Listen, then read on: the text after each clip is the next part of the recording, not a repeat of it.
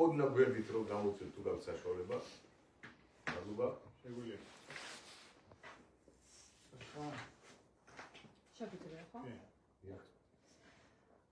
საქართველოს ახალგაზრდა იურისტთა ასოციაციამ საქართველოს ემიგრანტი მოქალაქეების საარჩევნო უფლების დასაცავად სტრატეგიული სამართალწარმოება დაიწყო. კერძოდ საია საფრანგეთში მცხოვრები საქართველოს მოქალაქე ემიგრანტების სახელით საკონსტიტუციო სასამართლოს მიმართავს სარჩელით. გასაჩივრებულია საარჩევნო კოდექსის ახალი რეგულაცია, რომელიც კრძალავს საზღვარგარეთ საქართველოს საელჩოებისა და საკონსულოების შენობებში საარჩევნო უბნების გახსნას.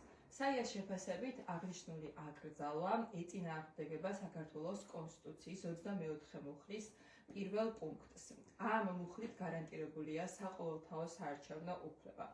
ახალი რეგულაცია არ ემსახურება არავითარი ღირებული კონსტიტუციური ლეგიტიმური მიზნის მიღწევას.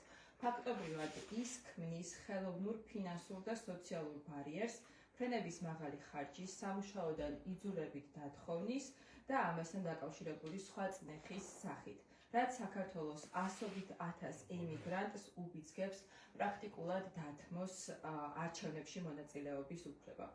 გასათვალისწინებელია ის, რომ სწორედ ემიგრანტების მიერ საზღვარგარეთ შრომის ფასად მიღებული შემოსავალი ხშირად კრიტიკულად მნიშვნელოვანია როგორც თავად ემიგრანტებისთვის, ისე მათი ოჯახის წევრებისთვის. მაგალითად, მსოფლიო ბანკის ინფორმაციით 2020 წლისთვის ემიგრანტების მიერ საქართველოში გადმორიცხულმა თანხამ მთლიანი შიდა პროდუქტის 13.3% შეადგინა, რაც საქართველოს მსოფლიოს მასშტაბით მე-17 ადგილზე არსებულ ქვეყანად აქცევს ფულად გზავნილებზე დამოკიდებულების თვალსაზრისით. საკონსასამართლოს პრაქტიკა მხოლოდ იმ შემთხვევებში მიიჩნევს უცხოეთში მცხოვრები საქართველოს მოქალაქეებისთვის საარჩევნო უფლების შეზღუდვას დასაშვებად, როდესაც სახელმწიფოს რეალურად არ აქვს რესურსი ყველა ქალაქში გახსნას საარჩევნო უბნები.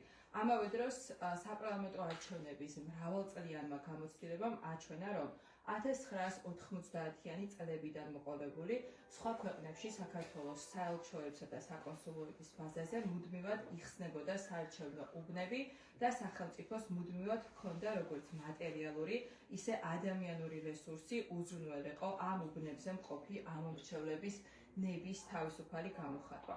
სწორედ ამ შენობებზე ვრცელდება საქართველოს იურისდიქცია და არა მიმღები სახელმწიფოს მართლწესრიგი, რაც ნიშნავს იმას, რომ საქართველოს საარჩევნო ადმინისტრაციას აქვს სრულფასოვანი შესაძლებლობა ორგანიზება გაუწიოს არჩევნებს ისე, რომ უზრუნველყოფილი იყოს ამომრჩევლების ნების თავისუფალი გამოხატვა ყოველგვარი ჩარევის გარეშე. მიუხედავად ამისა, ახალ რეგულაციას განმარტებით ბარათში სწორედ მითითებული აქვს, რომ ის კეთდება უცხო სახელმწიფოების ჩარევის თავიდან აცილების მიზნით.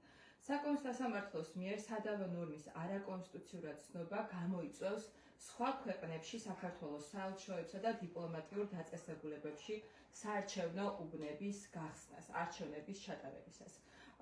ამრიგად, საარჩევნო უფლების დაცვის თვალსაზრისით საკონსტიტუციო სასამართლო რჩება იმ ძირითად ქვეყნის შიდა მექანიზმად, რომლის მეშვეობითაც მოქალაქეებს შეუძლიათ საკუთარი კონსტიტუციური უფლებების დაცვა.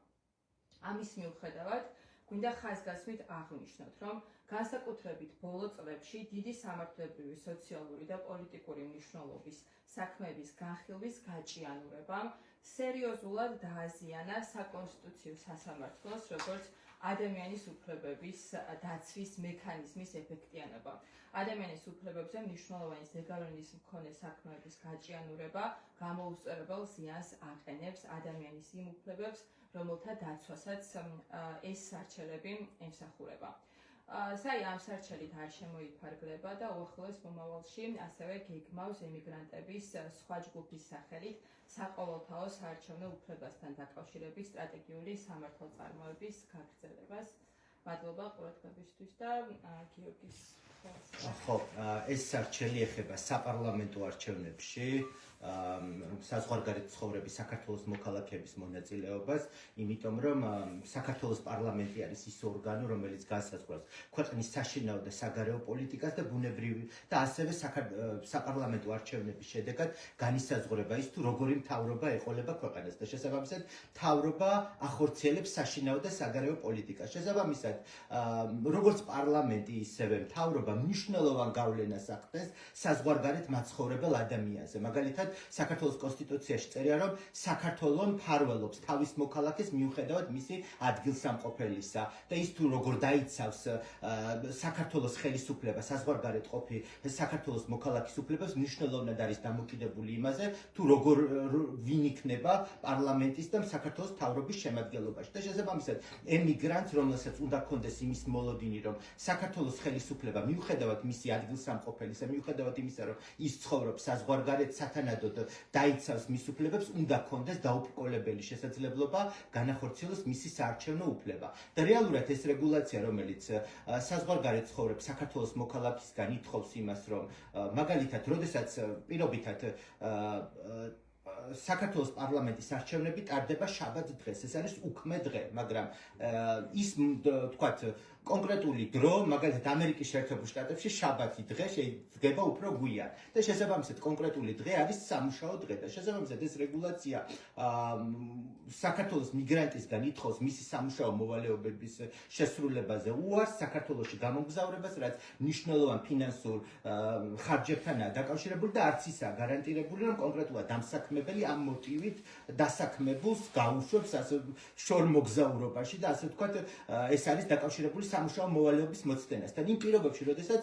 ადრე არსებობდა შესაძლებლობა, რომ მაგალითად, როდესაც პირი ცხოვრობდა ამერიკის შეერთებულ შტატებში, ის შაბათ დღეს გაიხსნებოდა ამერიკის შეერთებულ შტატებში, ამერიკის დროით შაბათ დღეს გაიხსნებოდა ამერიკის შეერთებულ შტატებში, საქართველოს საკონსულოში ან საელჩოში საარჩევნო უბანი და იქ მისცემდა ხმას თავისი შრომითი მოვალეობებისგან მოუწდენლად.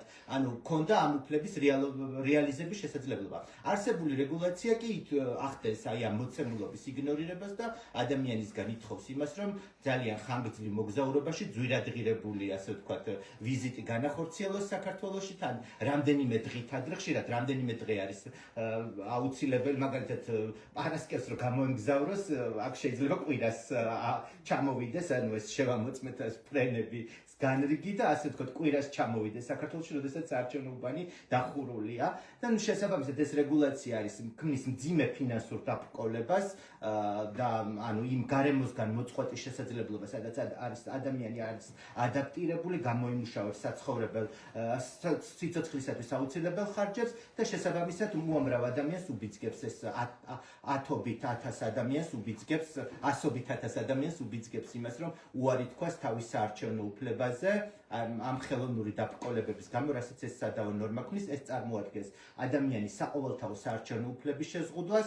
ეს უფლება გარანტირებულია კონსტიტუციის 24 მუხლით, ეს უფლება რომ შეიზღუდოს, უნდა არსებობდეს ღირებული ლეგიტიმური მიზანი, ასეთი ღირებული ლეგიტიმური მიზანი არ დაასახელა ხელისუფლებამ, ქართული ოცნების ხელისუფლებამ, თუ რატომ არ არის შესაძლებელი საარჩევნო უბანი გაიხსნას არა ყველგან, არამედ თუნდაც საელჩოებსა და საკონსულოებში, სადაც საქართველოს ხელისუფლება ეფექტიან კონტროლს ახორციელებს და ყველანაირი შესაძლებლობა არსებობს იმისა, რომ ადამიანმა თავისუფლად გამოხატოს თავისი ნება, ანუ მინიმუმამდეა დასული, თუ ასეთი ჩარევის საფრთხე არსებობს მიმღები ქვეყნისგან, მინიმალურად არის დაცული საელჩოებში, საქართველოს საელჩოებსა და საკონსულოებში ესეთი ტიპის ზემოქმედება და იმავდროულად წლების პრაქტიკა ადასტურებს იმას, რომ საელჩოებსა და საკონსულოებში არსებობს ყველა პირობა, რომ ადამიანმა თავისუფლად და ფარულობის საყოველთაობის, თანასწორობის და ფარულობის პრინციპის დაცვით გამოხატოს თავისი ნება. არანაირი ზემოქმედების მექანიზმი არ არსებობს, ადამიანის ნება არის ფარული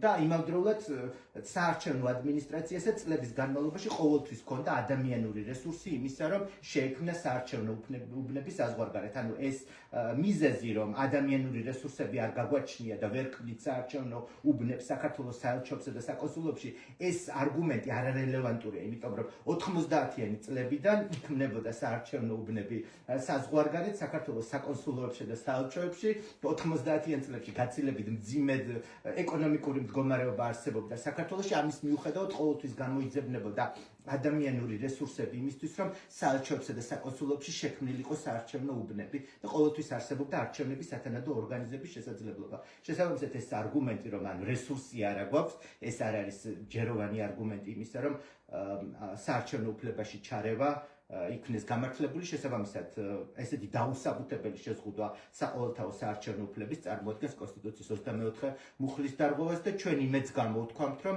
საკონსტიტუციო სასამართლო დროულად იმსჯელებს აღნიშნულ სარჩელზე.